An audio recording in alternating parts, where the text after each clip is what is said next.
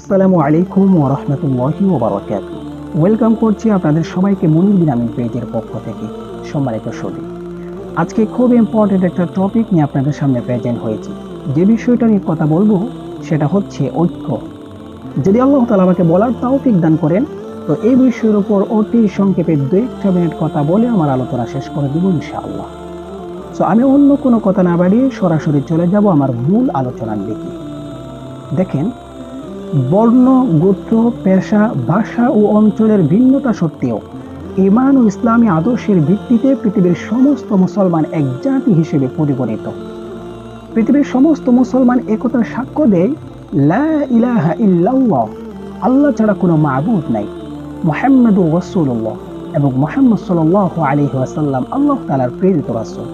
পৃথিবীর সমস্ত মুসলমান এক বাক্যে একসাথে একতার সাক্ষ্য দেয়। কেউ এটাতে দ্বিমত পোষণ করে না, হোক সেটা বাংলাদেশের মুসলমান কিংবা আফ্রিকার মুসলমান।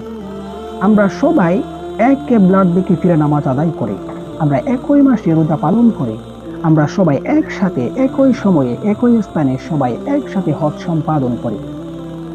তাওহীদের পরে মুমিনদেরকে যে বিষয়ে যে ব্যাপারে সবচেয়ে বেশি তাগিদ দেওয়া হয়েছে তা হলো ঐক্য। ঐক্যবদ্ধভাবে জীবন যাপন করা মুমিনের অপরিহার্য ও কর্তব্য। ইসলামে ঐক্যের গুরুত্ব অপরিসীম। ঐক্যবদ্ধভাবে জীবন যাপন করা ইসলামের দিক নির্দেশনা। সে প্রসঙ্গে মহান রব্বুল আলামিন আমাদেরকে আদেশ করেন, ওয়া'তাসিমু বিহাবিলিল্লাহি জামিআন ওয়া লা তাফাররাকু, তোমরা একসাথে একযোগে সুদৃঢ় রূপে আল্লাহ তাআলার রশিকে অর্থাৎ ইসলামকে আঁকড়ে ধরো, ওয়া লা তাফাররাকু, এবং পরস্পর বিচ্ছিন্ন হয়েও না।